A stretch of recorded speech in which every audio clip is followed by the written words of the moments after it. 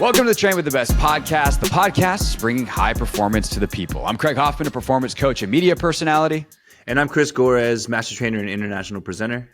And today we're going to talk about the human body. Ah, yes, the thing that is the center. Of course, it's the center of high performance. It's the one thing we all got. We all got our bodies. That's right. And how do we maximize it for performance? The idea of this podcast, Chris, came as we were kind of perusing for topics on the old internet, and I came across an article in Men's Health about Joe Burrow, the Bengals quarterback, who I'm hoping will not destroy the Washington Commanders on Monday night, because that would make the rest of my week miserable as someone who talks about the Commanders for a living. But he apparently gained 10 pounds this offseason. Burrow's one of the best quarterbacks in the NFL. He's been hurt quite a bit throughout his career, and he decided that one of the ways that he felt like he could injury-proof himself a little bit more was to get a little stronger, add a little weight. Specifically, he did focus on some things specific to his injuries. He, did like heavy farmer's carries and such because he was coming off a wrist injury and wanted to make sure that was all squared away. But then also, for his lower body, he wanted to make sure that it was, or more bulletproof, for lack of a better term, to injury. But I think it's an interesting topic, Chris, because I feel like a lot of folks, this is where they go to think, oh, I can increase performance if I either put on or especially if I lose weight. And I don't know that that's actually the best thing to do. It'll sell you a lot of Men's Health magazines, but I don't know that that's actually the place that people should focus if the goal is ultimately high performance.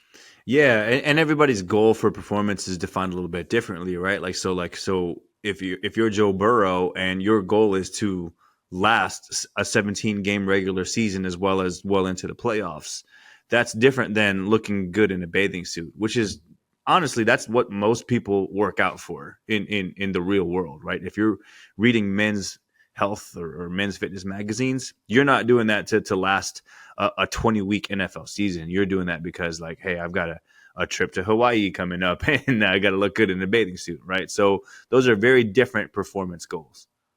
Yeah, for sure. And, the fact that most of society, specifically in America, is like, I just want to look good in a bathing suit. We don't have time to unpack that right now. That's a different show. But right. Realistically, if we take the world as it is, that is something that is definitely true. Yeah. But even if we just put it through the performance lens for athletes, right? If we just say like, okay, we're focusing on high performance athletes of any kind, whether it's recreational athletes that are, say, running a race that want to perform better, whether it's high school athletes trying to make it to college athletes trying to make it in the pros trying to become better pros. I do think that obviously the body that you're in, what it's capable of is far more important than what it looks like or what it weighs. That ultimately is what we're trying to accomplish, right? Absolutely. Like if you're lighter, but in doing so, you lose the strength that can propel you forward for any of those activities. That's not going to be that helpful. If you are like, oh, I got to put on weight, but it slows you down because you do it in a way that is not smart or isn't good. And your workouts become like, oh, I'm going to become a bodybuilder. Well, like, you're not a bodybuilder, you're an athlete. Right. There are ways to go about it that can be productive. And I think here's the way I guess I would ultimately phrase it, Chris, is there are ways to go about attaining performance that will have the side effect of gaining or losing weight. But how you train and then ultimately the way you fuel your body in doing so is going to ultimately be the equation that equals the weight piece of it. But the how you train, to me, is far more important than the end result of the number on the scale. Yeah, exactly. And what you said is exactly right. Like the weight, the number is not what we're focusing on. What we're focusing on is, like, for Joe Burrow specifically, what he's focusing on is building a reservoir of strength that's going to last throughout a season, which, most guys in the league, once the season starts, they're going to start to lose weight. So if your starting point is already low, then it gets even lower throughout the year, and then you're just hanging on. Whereas if I can start high, then and maintain that strength throughout the year, then I've got a good chance of making it. And for him, availability is the best ability, right? So he's just trying to get himself to a place where he can be available, right? And And like you said, like it's not, hey, I want to gain 10 pounds. It's, hey, I want to gain the strength that I need that is going to be able to sustain me at a high level. For sure. So there's kind of two elements here that are going to work in conjunction when we talk about this topic. There is the fueling side of it, and Sure. there is the actual workout side of it. For much more on the fueling side of it, you're going to have to go listen to nutritionists talk. But on a baseline level, what any of them will tell you is you need to fuel your body. And whether you're losing weight or gaining weight, what that fuel looks like and the calorie surpluses or deficits, like those are going to look a little different. That's just basic nutrition math, if you will. Yep. But ultimately, even if you are trying to lose weight, you are going to need to fuel your body for the workouts, because otherwise your body's going to react in ways that are not going to accomplish the goals that you want, and it's going to hurt you in a major way athletically.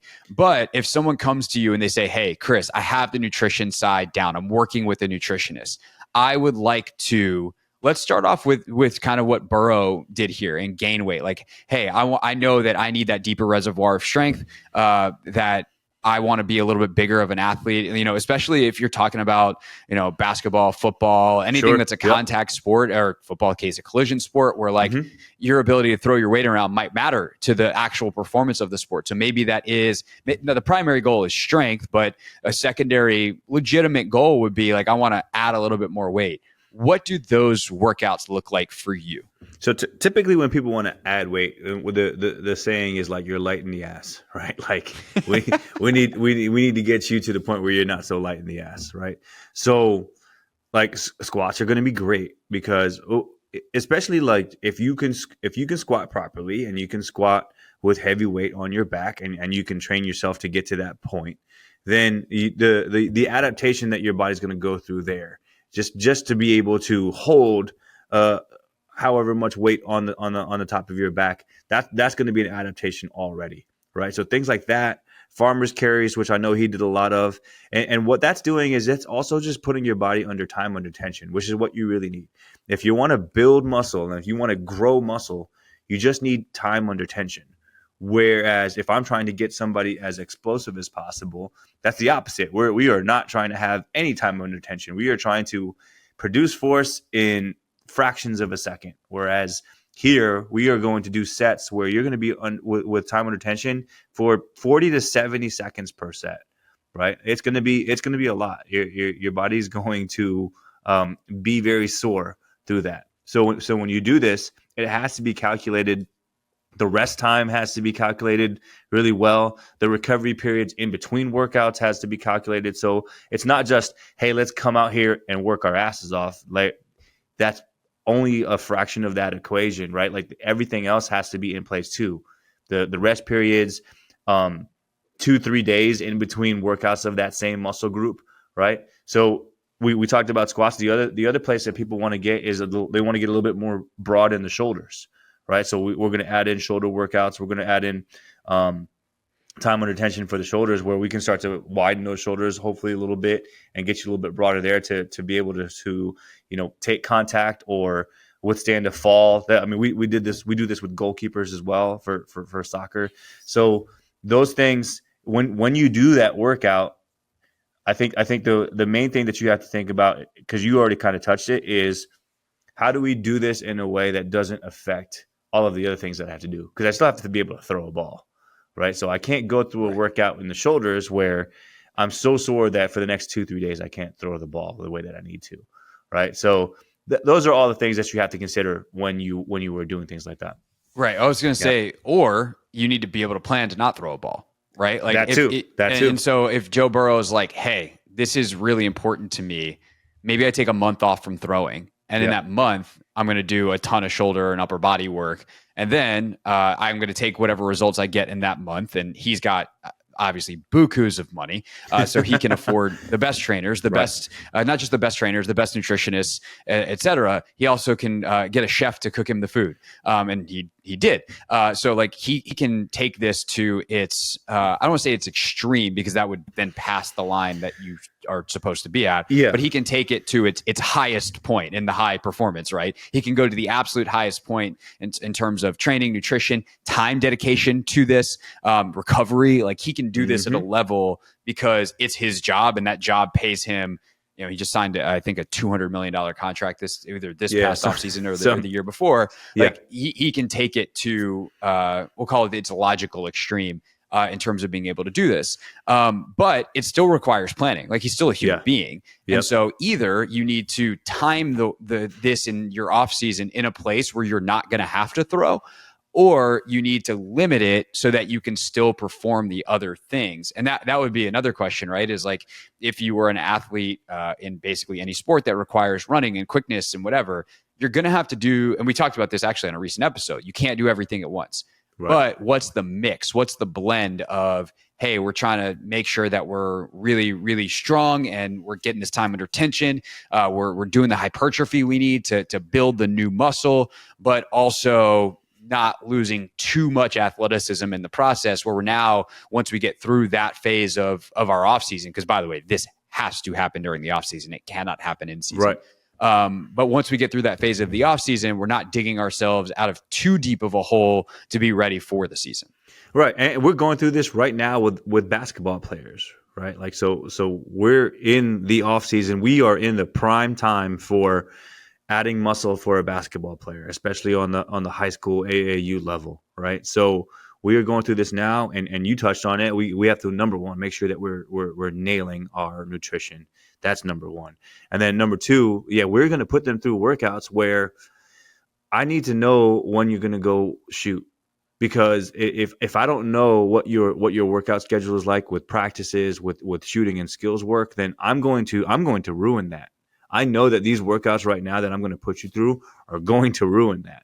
So ideally, I'd like to be able to try to get it in before, so that you can go get your shots up and do all that, get rehydrated, get refueled real quick, and then come in, and then let's nail these sets so that we can fatigue these muscles and drain you. But I know that it's not going to be ideal for you to come in here, thrash your arms and your legs, and then go out there and shoot 500 shots. So you're not going to be very happy with those results.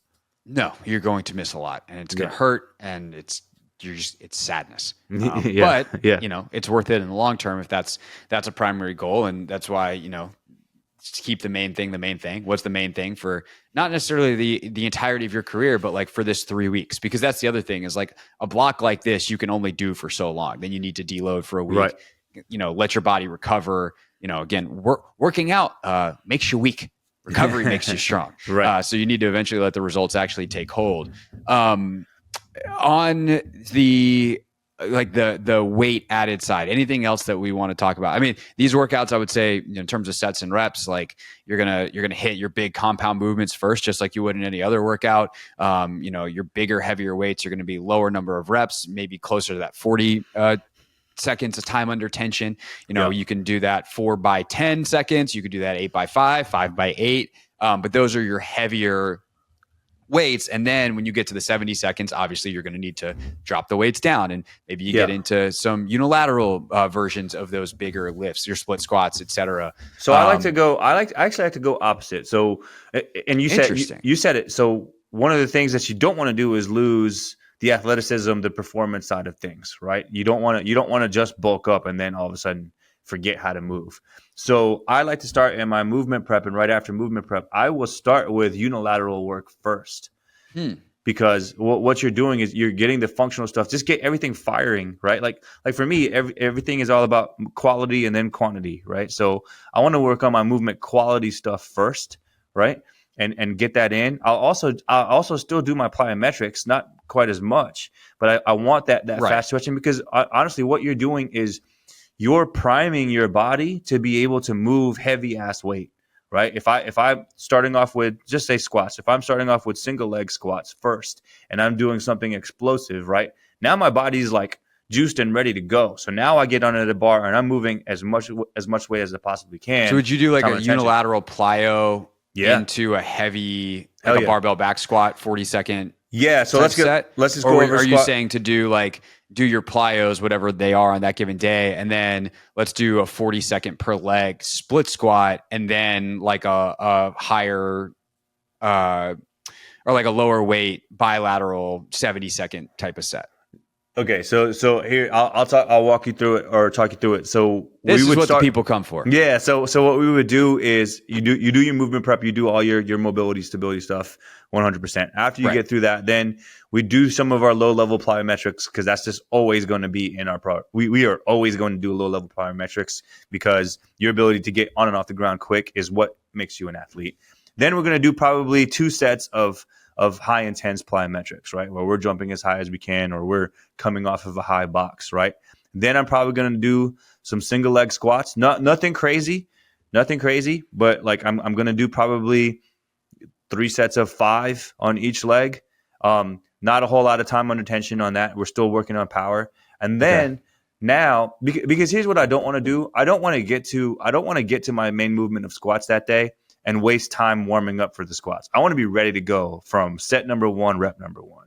So we're ready to go. Now I've got my 5x8 of squats, right? Where I'm taking it down on a 3 to 4 second tempo, 1 second at the pause on the bottom, then 2 seconds coming up, something along those lines to get my weight in, 2 to 3 minutes of rest in between each set, and then after that, then I could go to like one of my favorites for building length is a walking pulse lunge, right? So you drop into your lunge, you do a little half rep at the bottom to do the 1.5 reps.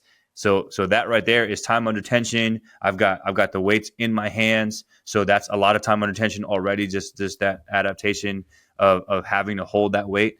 So that's a typical like muscle building workout for me for lower body.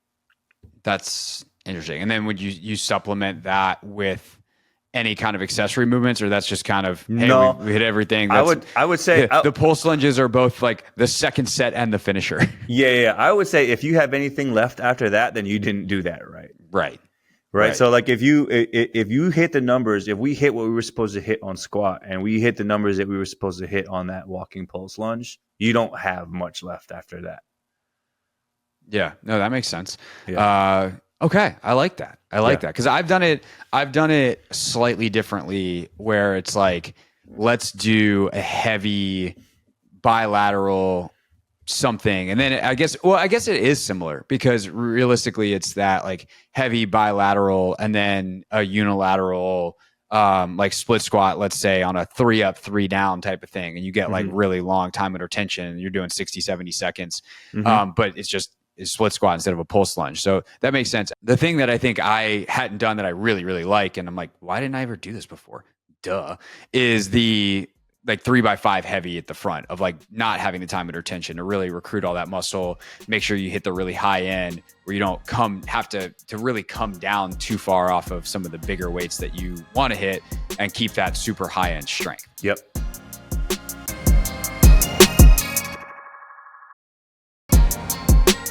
Then, Chris, there's the other side of the coin, which frankly is the one that we get requested for far more often, which is what can I do to lose weight performance? Oh, I want to run a little faster. And I think especially not just because, athletes want to lose weight, but like, unless you're encountering like football players, basketball players, and I realize that's a lot for you, but in the general performance world, you're dealing with a lot of folks that are like runners running 5Ks, 10Ks, marathons, half marathons, whatever. And it's like, oh, I want to run lighter. And by the way, just to be clear, that's not always the answer. Sometimes it's, hey, let's add some strength and that's going to add a little bit of weight, but it's going to make everything so much easier that it's worth carrying an extra, 5 pounds, whatever, because you're that much stronger. But if that is the goal and it's agreed upon by all parties and the nutrition folks and whoever else is being involved, that actually is the correct path for someone. Yeah. What do those workouts look like for you? Yeah. So one, I always want to clarify, like we are losing excess weight. We are not losing weight. Like we would never recommend somebody who is 7% body fat to lose muscle. Like we never, ever want to lose muscle. We'll never do that, right? So now we typically just do the opposite of everything that we just did, right? When we're trying to add time under tension, we're just going to try to take away as much time under tension as possible. So there's going to be a lot more plyometric sets, a lot more fast moving sets, banded work, things like that, where we're moving for speed strength instead of strength or max strength hypertrophy qualities. So if you go back, you mean Chris, you can still lift weights? You should absolutely still be lifting weights. 100%. You should absolutely be still be lifting weights. And I have another follow-up question, Chris. Can you lift heavy weights? You should be lifting heavier weights, right? Like here's what people don't. Here's the myth. I don't want to accuse people of not understanding. So here's the myth. The myth is it's intensity that leaves you sore. It's not. It's the volume that leaves you sore. So if you're going to cut anything in your program, what you should be cutting is volume, not intensity. Lift heavy, lift fast. And those are the things that's going to help you maintain strength, build power, right? And then all of the other things, which is obviously the biggest part of this equation, which becomes even more important, which is your nutrition. Like all of that is going to come into play too. But you should still be lifting 3 times a week at least, right? And now the lifts are more compound movements, more power movements. We're not going to isolate squat per se as much. We might do like a power clean or something like that, or whatever version of power cleans that you like, or kettlebell swings or things like that. Like that's where those movements start to come in. Right. Or if you do want to lift a heavy squat, then just do like a 3x3, right? Yeah. Instead of a 5x5. But that little bit of cut in volume when the weight's really, really heavy goes a long way. That's hundreds of pounds potentially that you've taken out of your squat block. Yeah. But I think that's I may or may not have certain people in mind that I've had conversations with over the last year in talking about this. But really over the course of, a decade of doing this at this point, it's just, there's this myth that if you want to lose weight, just do more cardio, right? And like we all know that is out there. And I think if you're listening to this pod, you probably know that that's not true. But I don't know, maybe someone found this because we put a good title on it and this is the thing that you needed to hear. But the idea that you need to just do cardio and you can't lift heavy weights is like, oh, well, every time I lift weights, I bulk up. It's like, okay, well, we need to lift weights differently. And you can still keep your really high end strength by touching it once or twice a week versus really working on trying to improve it. If you're going to try to improve it, that's going to be a different beast. Right. But the chances that you need to, you can't do everything at once. You're going to have to make some choices, but you can absolutely keep your heavy weight, but you do really want to put that emphasis on that speed of how fast are you lifting it. The challenge doesn't become necessarily lifting more weight. It's, can you lift the same weight faster? Yeah. And then I also think something that can help kind of round out your workouts, especially if you're a runner, is doing some of the banded work, doing some of those things that really hit the little muscles, which do get worked if you're doing the hypertrophy style workouts, because you get so fatigued that those things really get challenged. Well, now you're not getting into that fatigue. So do you isolate them with band work? Do you do, kind of more like foot ankle type of really, I would call it like specific work. And I'm thinking of like Rachel does her strong runner class at Elevate, and they do all that stuff and the runners feel a lot better. And because you still need to be able to hit all that stuff to stay healthy as you continue to pursue your activities. So again, it's like, it always falls within the principles of, are you doing the things you need to support your goals and ultimately your performance? It's just going to look different. And I think for, hey, I'm trying to lose weight to aid my performance, you need to make sure you're still getting the muscles worked that will support your performance. And then we just told you how to make sure you can still hit the heavy weights and keep your max strength and not lose strength in the process. Yeah. And like, so if we go back to the squat workout, right? Like think about, the only thing that I'm changing is like the squats and the pulse lunges. So like if you remember, we're going to do 5 sets of 8 reps. We were going to do like 3 minutes of rest in between. So that's about a 15-minute block there. So instead of doing a 15-minute block where we were just doing one exercise over the course of 15 minutes.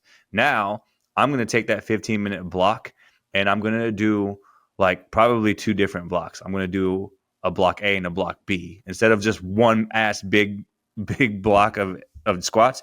Now I've got a block A, block B, where I can do like a banded squat to box jump, and I'm going to superset that with some plyo push-ups, and then like a pull-up hang or whatever, right, for 30 seconds. And I'm going to start a set every 2 minutes for 3 sets. Boom, that's block A. Block B, I'm going to come in, I'm going to do jumping lunges, right? So I'll do some jumping lunges with a med ball sit-up with an overhead throw and like a crawl down and back.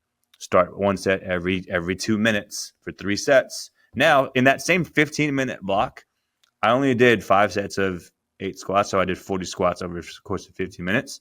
Now I'm doing however many reps, right? So like that's how the workout changes from I'm trying to build muscle and gain weight versus I'm trying to lose a little bit of weight but still be strong. Right, because still being strong is ultimately the goal at the end of the day, and that's going to support your goals more than anything else. Anything else we want to add on this, Chris? I think we covered it, man. I think, obviously the big one, like you said, like nutrition is going to be a huge factor in all of this, but like beyond just the immediate performance goals, right? Like I have a race I'm getting ready for, a season I'm getting ready for, I'm getting whatever it is that I'm trying to do. Building muscle and keeping muscle should be everybody's goal, because hopefully everybody gets old. Right. Hopefully. Okay. So, and once you get old, and I'm dealing with the tip of the iceberg of this now, because I'm about to be 42 in a week or so. Like muscle is gold. So don't ever do anything to compromise the muscle that you have. You should be doing everything that you can to gain as much muscle as possible, because ultimately that's going to determine your quality. That's going to be a huge factor in determining your quality of life into your 60s and 70s and 80s. The people who, I see videos of this all the time now. Like you got people who are, these people have been running all their lives, but you've got sprinters who are 70, 80, 90 years old, still going out there and running 100 meters in like 13 seconds and less, which is freaking crazy for a 70-year-old to run 13 whatever in 100. And he can do that because he's kept muscle, not because he can run for 2 hours straight, right? So Just felt wanted personal as I'm training for a half marathon. That was not a personal shot at you. I realized after I said that might have sounded like that. That is not a personal shot at you, and you still do plenty of strength training. So I'm not worried about you. But there are a lot of people out there who have that confused. Please, please, please don't ever compromise muscle when you are creating a workout plan for yourself. Muscle is gold. Put that on the Train with the Best quotes Hall of Fame. I'll end with the serious reminder that our relationships with food and our relationships with our bodies are really important, but they can also be really dangerous. And that's just a reality of the data in terms of eating disorders, in terms of body dysmorphia, and those things are really, really serious and dangerous. So we are just to reemphasize here at the end, as you walk away from this conversation, we're talking about this through a very specific lens. We're talking about this with a bunch of safety checkpoints already passed in terms of these workouts and how we'd approach them. We're talking about the very specific point of how to achieve certain outcomes from a fitness standpoint, but that this is all part of a bigger holistic picture. And if you have any questions, there are experts everywhere that can, or not experts everywhere. There are experts available. Find the right ones that are actually experts, not online goobers, but find actual experts who can answer any questions you may have. And, these things are serious. And if you're a fitness professional listening, like these are things you need to be cognizant of with your clients. But ultimately, like the goal is to help people, and, whether these workouts are helpful for anyone, but how you approach them and the way we talk about them, and specifically the way we talk about the body and encouraging people to fuel, are really important to make sure that people can achieve their goals and stay healthy. Because rule number one, but this is the top thing on the Train with the Best quote wall. Rule number one is do no harm. All right. That's our show for today. We'll see you guys again soon. We got Steve Webster from Sensei coming up in the next couple of weeks. Excited to talk to him. And plus, we're always open to your suggestions. Hit us on Instagram at TrainWithTheBest21 in the DMs if you have anything you'd love to hear us discuss. For Chris, I'm Craig. We'll see you next time on the Train with the Best podcast.